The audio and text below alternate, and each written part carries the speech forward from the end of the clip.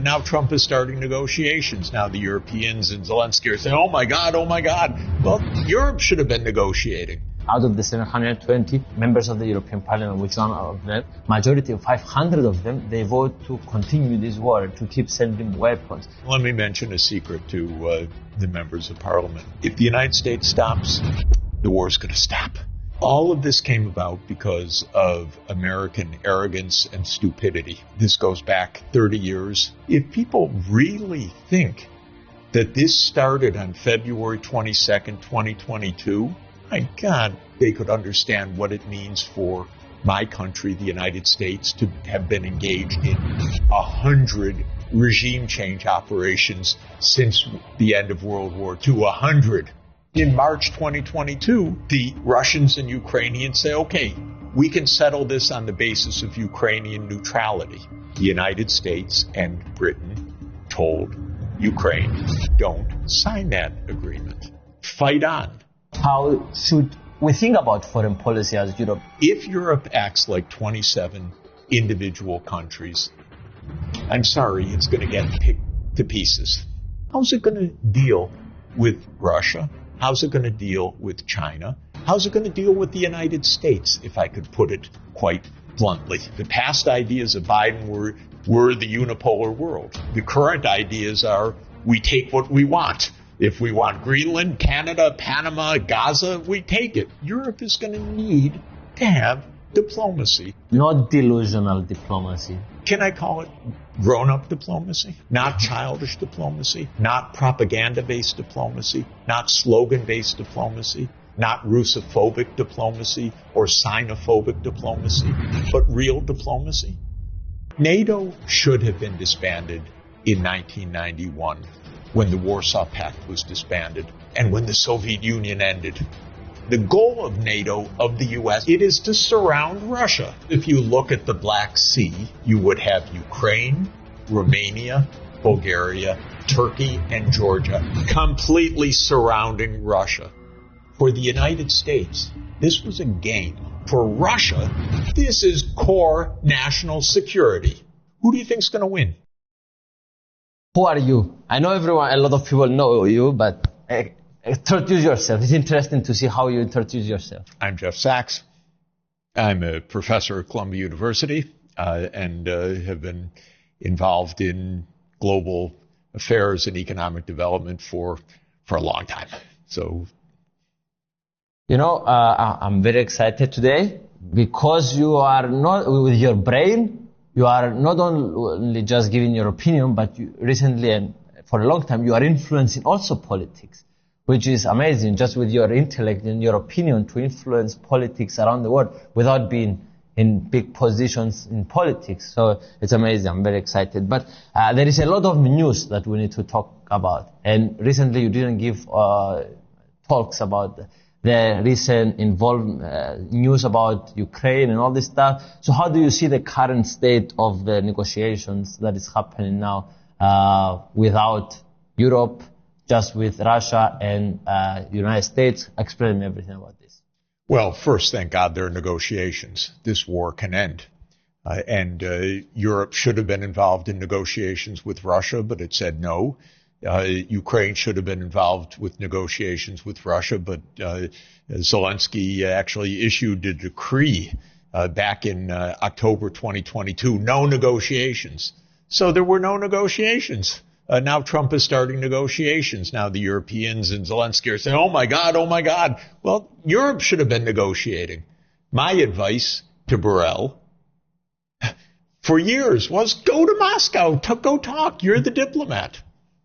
Didn't happen because the attitude here was, unfortunately, Russia's the enemy. We must defeat Russia on the battlefield. We must militarize. And so there were no diplomats around.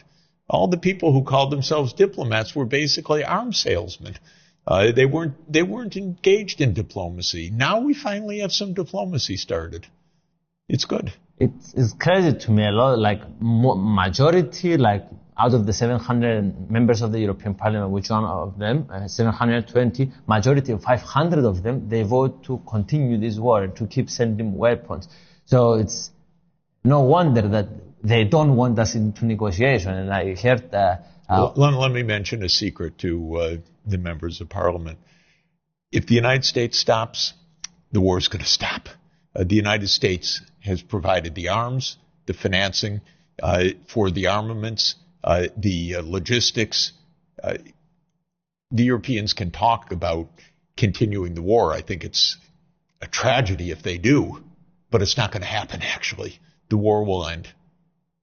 What we could do better as Europeans to be more influential in this thing and to play a part of these talks? Well, all of this came about because of American arrogance and stupidity. Sorry to say. This goes back 30 years. I hope some people here understand that. This is not something that Putin started, although that's everybody's line. But if someone actually knows some history, and I do go back with advising Ukraine and Russia and the Soviet Union before that, so I've been involved personally in these issues since 1989. This is U.S. arrogance that goes back to 1992 when the Americans said, we run the world, we're the unipolar, sole, indispensable nation of the world, sole superpower. And then in 1994, Bill Clinton said, okay, we'll expand NATO and it'll just keep going eastward. We told the Soviets we won't move 1 inch eastward, doesn't matter, we're going to do it. We're Americans, we do whatever we want. And Zbig Brzezinski, people here know, they should go back and read his Grand Chessboard book, 1997, where he lays out Washington policy. He actually has a chapter, What Will Russia Do as NATO expands eastward? And his conclusion is they can't do anything. They'll have to agree to whatever the United States says.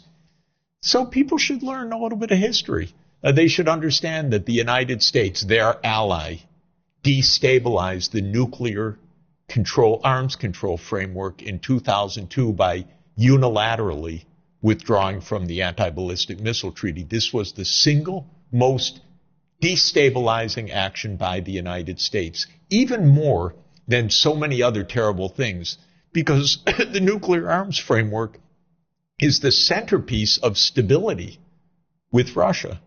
And the United States unilaterally walked out. The Russians were extraordinarily upset about this. And then the U.S. started placing anti-ballistic missile systems in Poland and Romania, these Aegis missile systems. And listen to what the Russians are saying. It would be like Russia putting missile bases in Mexico or Canada. Do you think America would say, well, that's their business. You know, how can we have any concern? And then if the United States expressed a concern, Russia would say, well, but Canada wants it or Mexico wants it. This is the childish attitude of the United States. Then in 2014, the United States participated in a violent coup that overthrew the Ukrainian government. And within a nanosecond of that violent coup, the U.S. said, we recognize that new government. And then came the Minsk Agreement. And the Minsk II agreement was backed by the UN Security Council. And what did Ukraine and the United States decide behind the scenes? We don't have to take that seriously. Forget it. We don't like that agreement. That was at gunpoint. UN Security Council backs this unanimously. The United States says, no, don't worry about it. So the war continues already from 2014 to 2021. Tremendous shelling and deaths in the Donbas region. Then Putin says at the end of 2021, we need a new security arrangement between Europe and Russia, between the United States and Russia. Europe, of course, doesn't act at all because it has no foreign policy other than obeying the United States. The United States tells Putin, no, we don't negotiate over that. Big surprise that the war escalates, huh? And then in March 2022, the Russians and Ukrainians say, okay, we can settle this on the basis of Ukrainian neutrality. So what happens? We know what happens. We know from insiders what happened.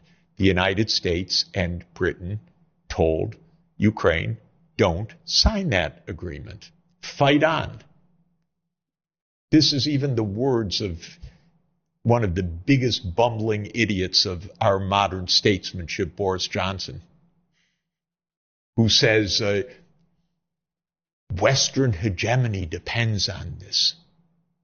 Are you kidding? Yeah, good. Okay, so negotiations stop.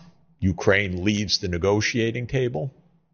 Probably 1 million Ukrainians are dead or gravely wounded since that moment.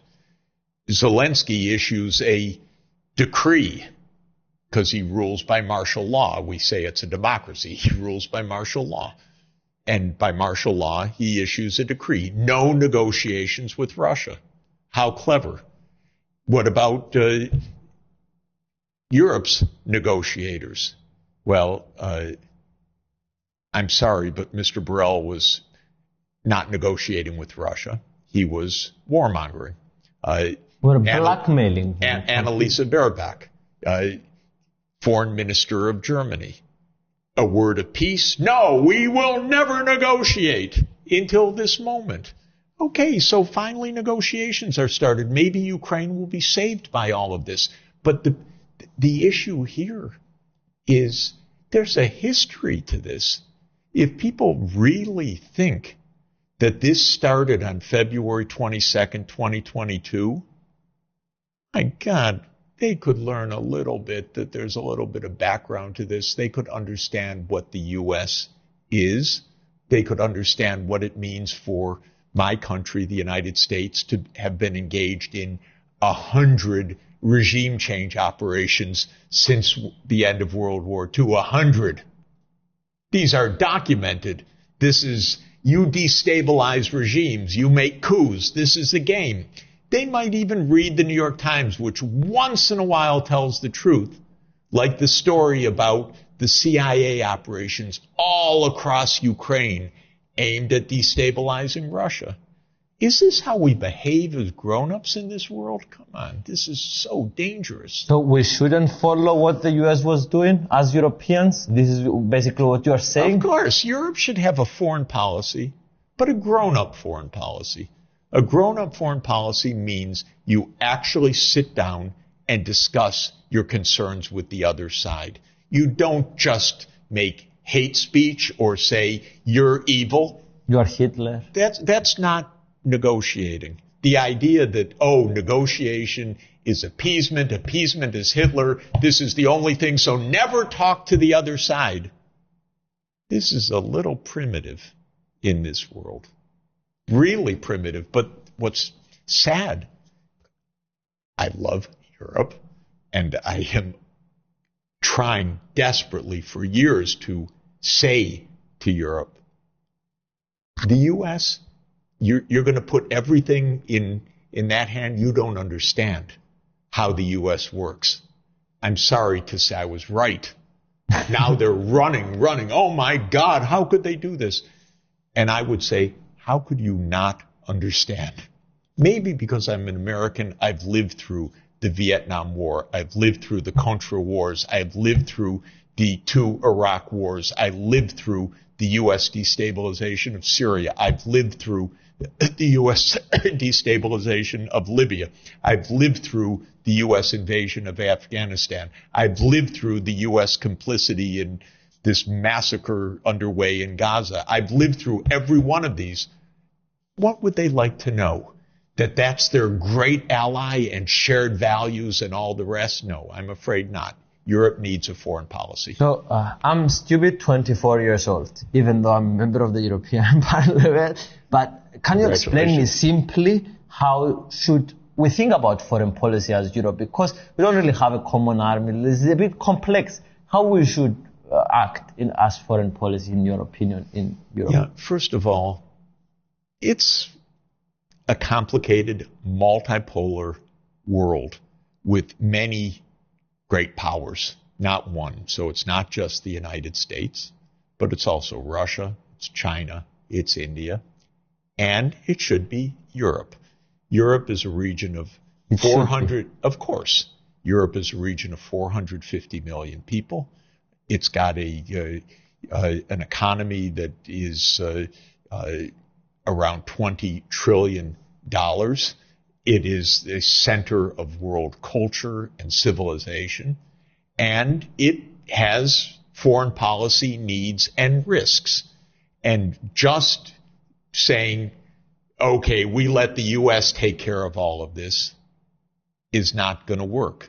How's it going to work if the U.S. invades Greenland? Is that going to work very well? How's it going to work if the United States threatens Europe in countless different ways, which it might? How's it going to work when the U.S. has diplomacy with Russia and Europe does not? Even though Europe and Russia are on the same continent, the United States is thousands of miles away. How's that going to work? So Europe needs to act like Europe.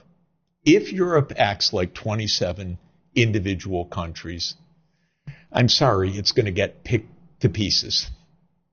I'm sorry about that. That, in fact, not only am I sorry about it. Because everyone will disagree, right? Well, everyone will disagree, and yeah, there's Russia, there's the United States doing this demand, there's this one making this demand, there's this one making this demand, internally disarray. How can that be to Europe's advantage? And, you know, as I study American history quite a bit, we had an experience, although it was more than 2 centuries ago. The United States started, as people know, as British colonies. There were 13 of them. Some had been set up by royal charter, some had been set up by migrants, and there were 13 distinct colonies. They united for the purpose of fighting for independence, starting around 1774, 1775, and then the Declaration of Independence in 1776. With French help, they beat the British. Without French help, by the way, no America as an independent country. But with the French help, France being a major power at the time, the British said, okay, have your independence. Treaty was reached in 1781. What happened then was something like the European Union.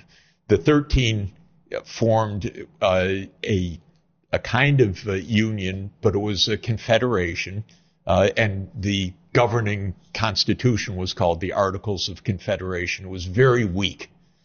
You needed unanimity. The taxes were only at the state level, not at the federal level. There was no national defense. There was no national treaty making. It's a lot like Europe. You know, you need unanimity on all of these issues. By 1787, 6 years later, kind of miraculously, one leading politician said, we're going to go down the drain. The British are going to take us to pieces. The Spanish are going to take us to pieces. The Spanish were trying to block the American access to the Mississippi River and the port at New Orleans, for example. So they realized, and this one political entrepreneur, James Madison, realized, we better have a real union, not just a kind of we get together and we have a weak union where there's no real foreign policy, and maybe, I don't think they called it a high representative vice president in the United States, but we didn't have someone who could represent the United States. We didn't have the treaty-making power effectively. So they made a new constitution, and they made a federal government that created a real government. Frankly, Europe needs to be more united right now.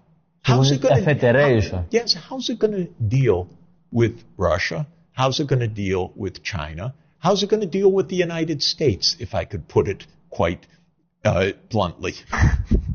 And it needs actually a foreign policy. But then it needs to be a sensible foreign policy. If you live on the continent next to Russia, you don't stand up and scream every day, you're evil, you're evil, you're evil. You actually sit down, discuss, and negotiate. You don't let the United States blow up the pipeline that provides the energy for Europe and then sit there like a dumb idiot. We don't know who did it. Well, I can give you 50 quotations by American officials saying we'll never let that happen. I can quote on video show you the President of the United States saying on February 7th, 2022, if Russia invades, Nord Stream will be finished. And then the reporter says, but Mr. President, how can you do that? And he says, believe me, we have our ways.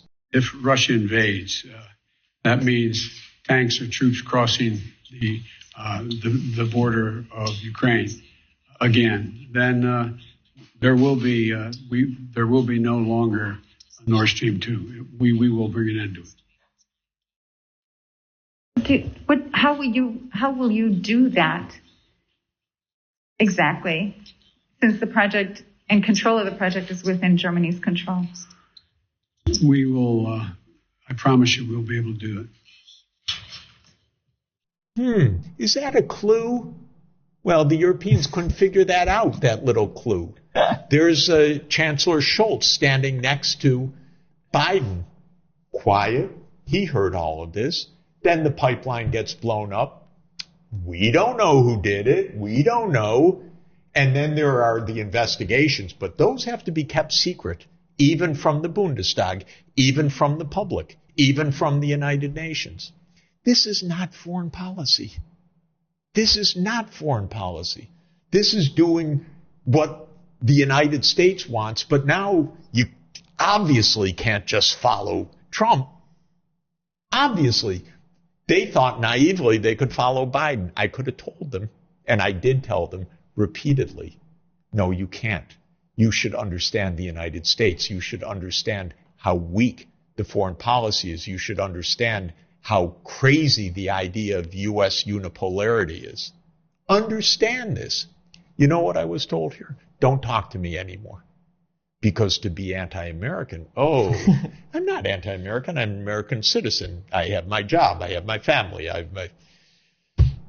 I'm trying to get American foreign policy not to wreck the world. But Europe should have its own foreign policy. This is the bottom line. So to summarize what you said, you want Europe to stop following each other and just decide for themselves and for what is good for them. Yes. Make some alliance with Russia, make some alliance with China, make some alliance with United States when it's at use for us. Exactly. And to understand, because Europe does understand. The best is to do all of this under the framework of multilateralism. Actually make the United Nations work. Now, strangely, if you ask of all the countries who ignores the UN the most, I'm sure every member of parliament would say, Russia. But you know what? I've actually done the numbers across many different dimensions. It's not even close. The United States is the country that ignores the UN completely. Although the UN sits on the East River, I work at the UN for the last 25 years. The U.S. is the country least aligned with the UN. And for Europe, which is it's a wonderful region of the world. It's got the highest living standards of the whole world. It needs its security. It needs to help other regions achieve this kind of quality of life, which is unique to Europe.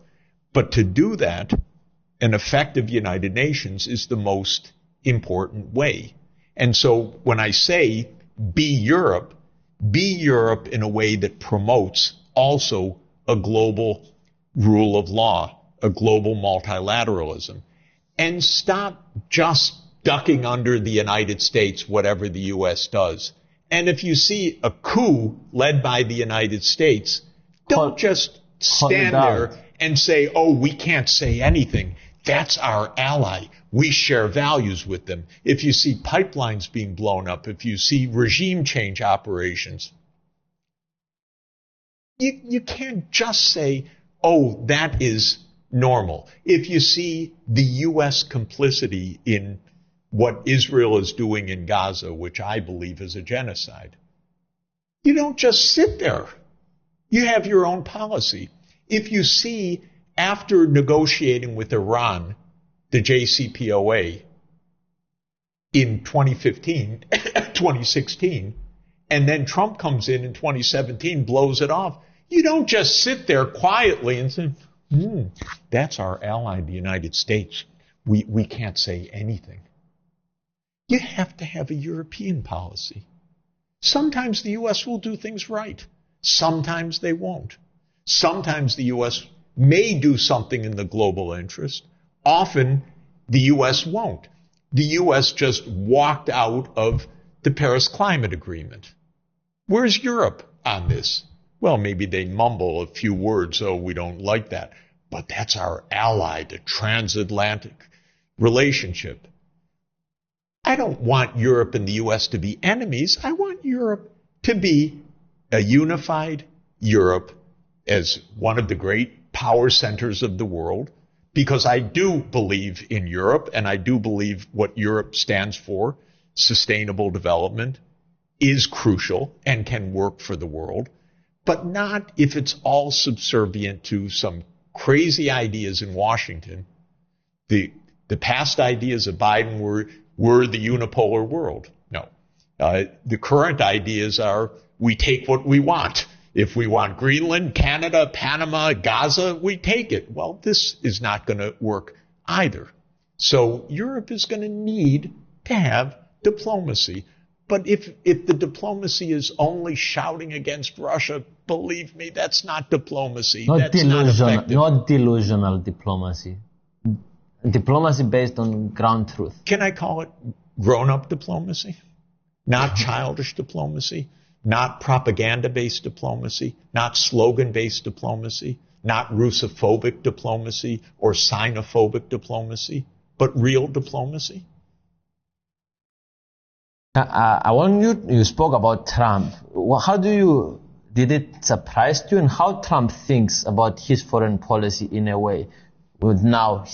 Is it true that I see that he's moving away a bit from Europe? He doesn't care that much about all this stuff, and he has other priorities. And can you define me what are his priorities from the underlying moves that you see? First of all, Washington is very noisy. Trump is, as an individual, very noisy. Every day, something a little bit different. So I wouldn't say that this is a deep strategy. But it's an exciting time for politics. Well, it's a very interesting time to watch. It's showmanship, and it's 24/7 media and so forth, but it's a little unstable. And Washington itself is very divided because we have a deep state, we have a CIA, we have a Pentagon, we have a military-industrial complex. They don't like some of this they like, and so on. So there are lots of contradictions. It's not a simple narrative.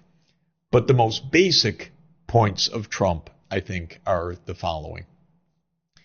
Trump, probably unlike Biden, says we're not the only major power. We're dealing with Russia. We're dealing with China. So that's a starting point. It's more realistic, actually. But there's a certain unrealism about it as well. Trump is probably thinking, okay, I'll make peace with Russia so that we can be more effective in making war with China. So I don't see all the goodwill so far. And it's very risky because there's a lot of anti-China emotion in Washington, because that also plays into the American arrogance. The whole idea of America... It was exciting to see deep-seek fear, that they're afraid so much of China. No, but the whole idea of America is American exceptionalism. And this manifests in a number of ways, but the basic idea is, for that mentality, America is number one.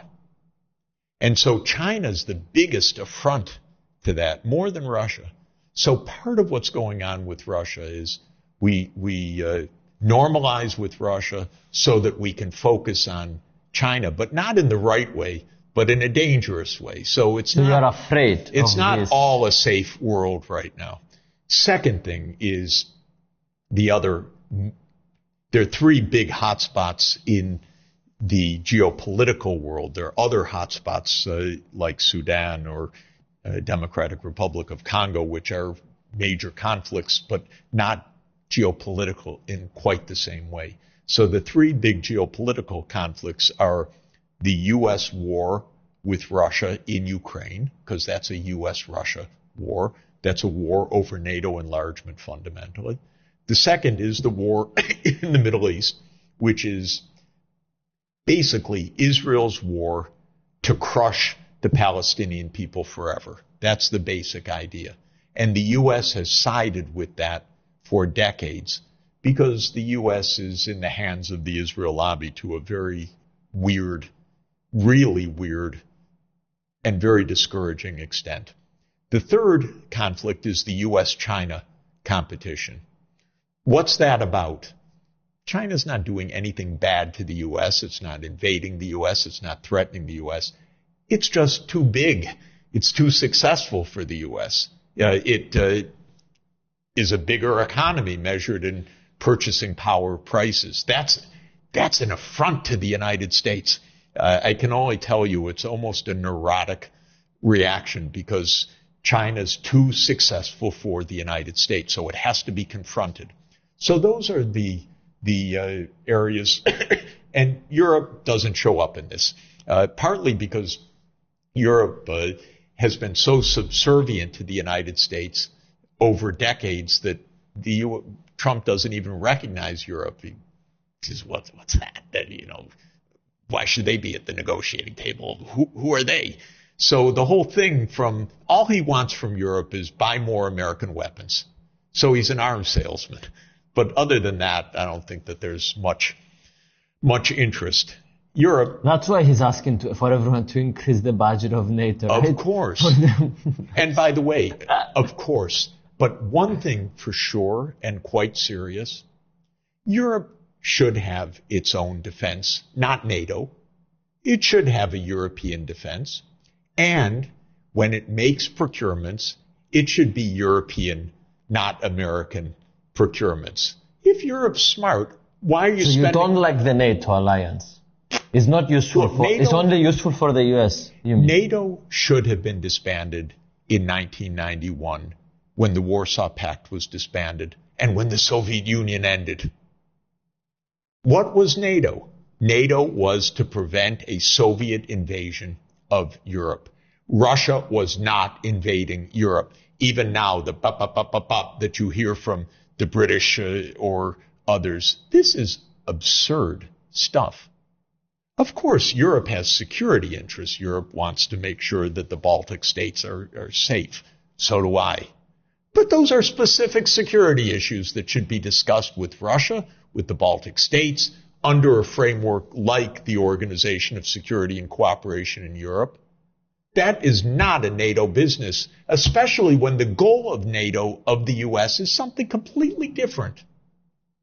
It is to surround Russia. And it's all explained for decades. If anyone cares to read about this, they would understand this. So we're fools, the Europeans, to be able to play the game of the Europeans thought this is pretty clever. We don't spend much on defense, and the U.S. defends us. Okay, but where Europe went completely wrong was the failure to differentiate being defended from being offensive. And the first wave of NATO enlargement was already a cheat on the agreement, but it was Hungary, Poland, and the Czech Republic.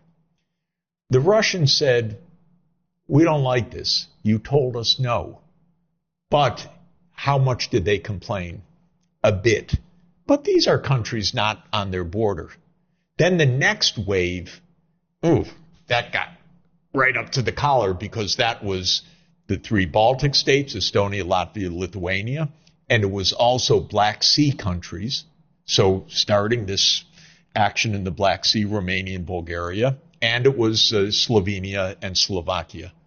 And the Russians said, you're getting awfully close.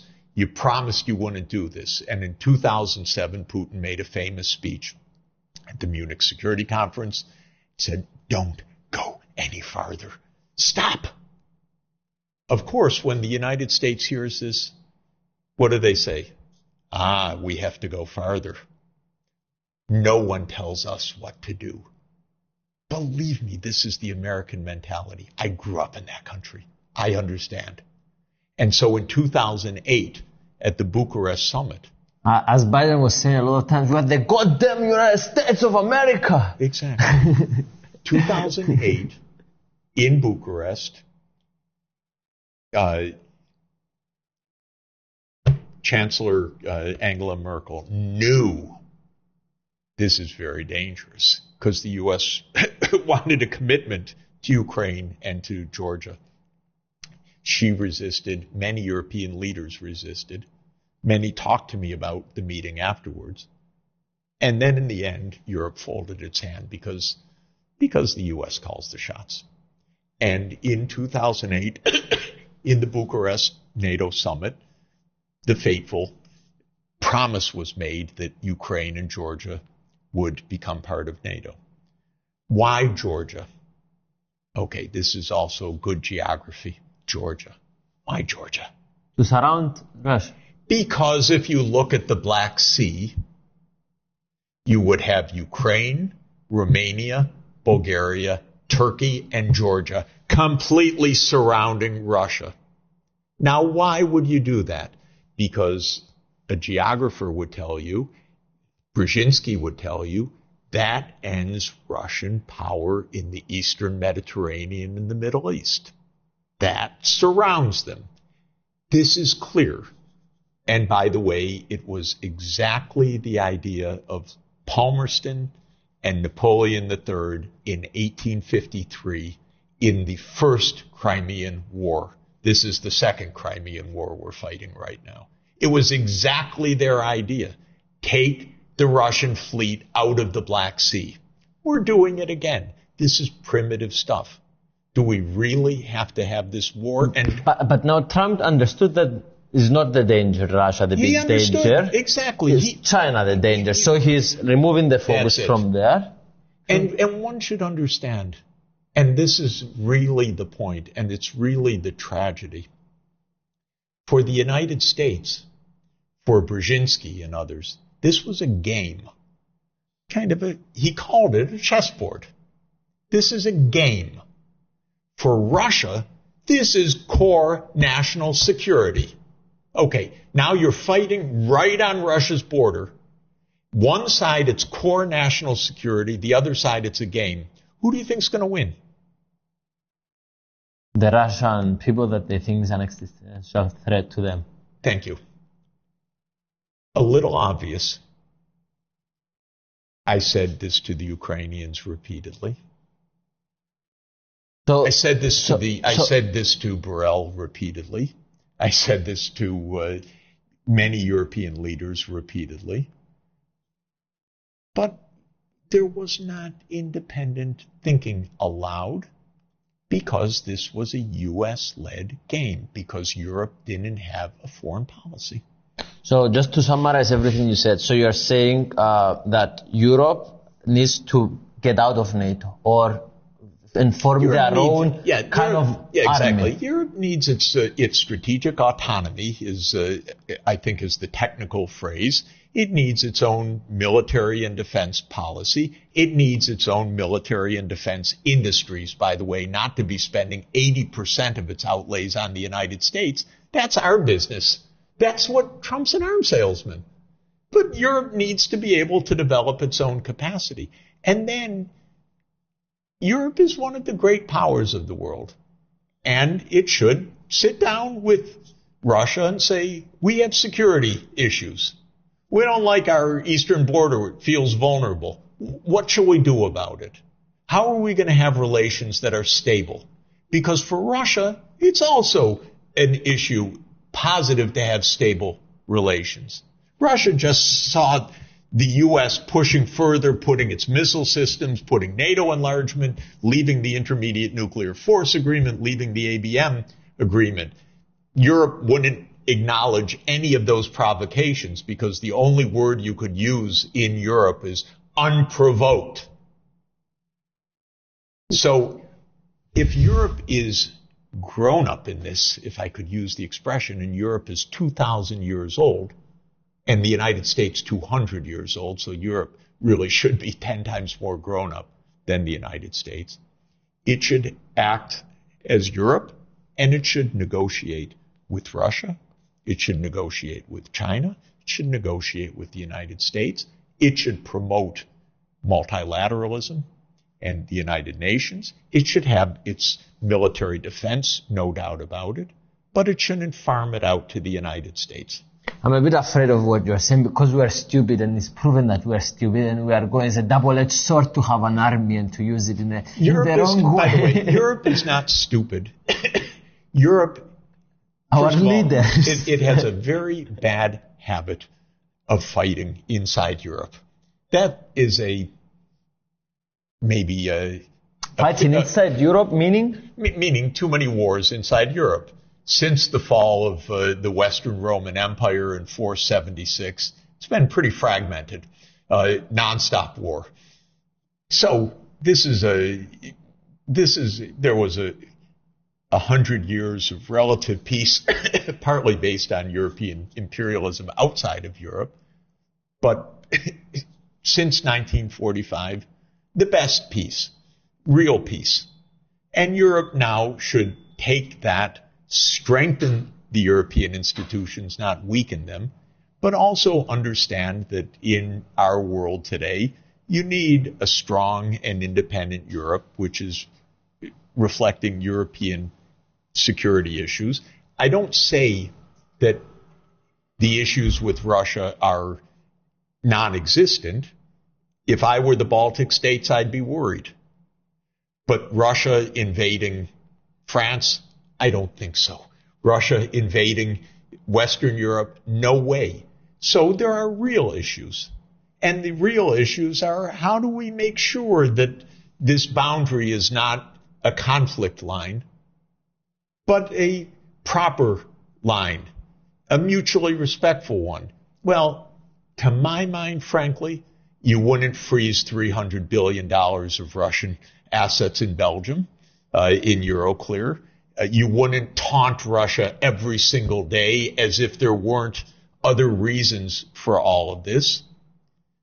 You would say that, okay, we understand you had reasons for all of this, and many of them legitimate. We have our fears. Now, how do we work this out? Because whatever happens, we're sharing this continent together. And maybe we go back and revisit the concept of collective security in the OSCE, which to my mind is a hugely, hugely beneficial idea, much better than the NATO us versus them idea. Another two questions, but before I say the last two questions, I want to say that with your ideas and all your interviews that you did and all this stuff, I saw a lot of them, and that's why I voted the way I voted to stop the war in the European Parliament. So your videos have an impact also in legislative and also in the stuff. So I don't know if that's Let's hopeful. Make peace together. This is good. That's hopeful for you to see the impact. The second to last question is Professor Meschheimer is another great like you about foreign policy. And I know you have one difference in the way that you see the kind of world. Yes. So I saw some interviews and I didn't understand exactly what is the difference in your work, if you can explain us. So one simple way to say it is 3 conflict regions, Ukraine, Middle East, China. On 2 out of the 3, we see completely eye to eye on explaining the source of the crisis, on explaining how it should be resolved, on explaining the U.S. foreign policy mistakes. On the 3rd, on China, we have a difference of view. John, who's a very good friend and a wonderful, wonderful scholar, says, well, it's inevitable that the U.S. and China are going to compete with each other, and even that competition can fall into conflict, and that conflict could become a war. His big book, his magnum opus, is The Tragedy of Great Power Politics.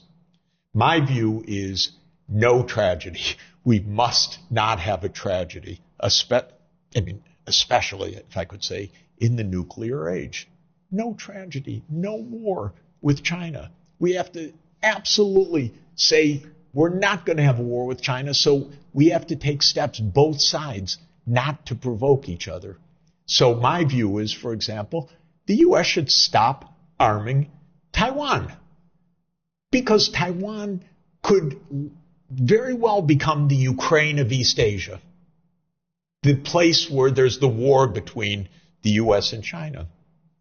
Have some restraint on the U.S. side. I do not want China arming Mexico or Canada. Even if those two countries are uncomfortable with the United States, I do not want China arming them. And if China did, we'd likely have a war with China. And the United States should think basically the golden rule. We should not do what we don't want China to do to us. So that's my argument.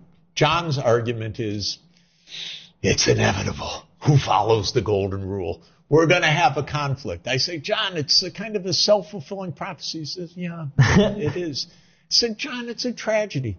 Yes, Jeff, it is a tragedy. And so part of it is, I'm just a believer that we can construct peace. And he's more of a pessimist. But we're dear friends, by the way. So you have a bit more optimistic view that you can make things not to come to lead to a conflict with China in the long term, and he says it's inevitable. He doesn't say it's inevitable, but he says it's so hard to stop. And my view is we have to do everything to try to stop it. Okay.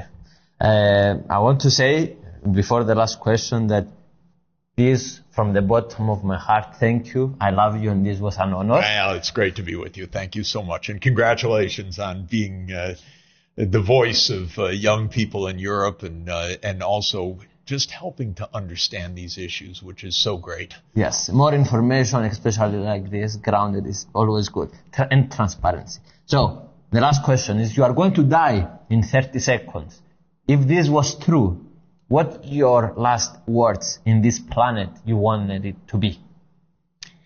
I would hug my children and grandchildren and my wife. That's what I would do for the last 30 seconds, frankly, because everything that I'm doing, I feel, is for my grandchildren and everyone else's grandchildren. That's honestly how I view this, which is we're the grown-ups. We should act like grown-ups to take care of our children and our grandchildren. Thank you. Thank you guys for watching until the end. We love you.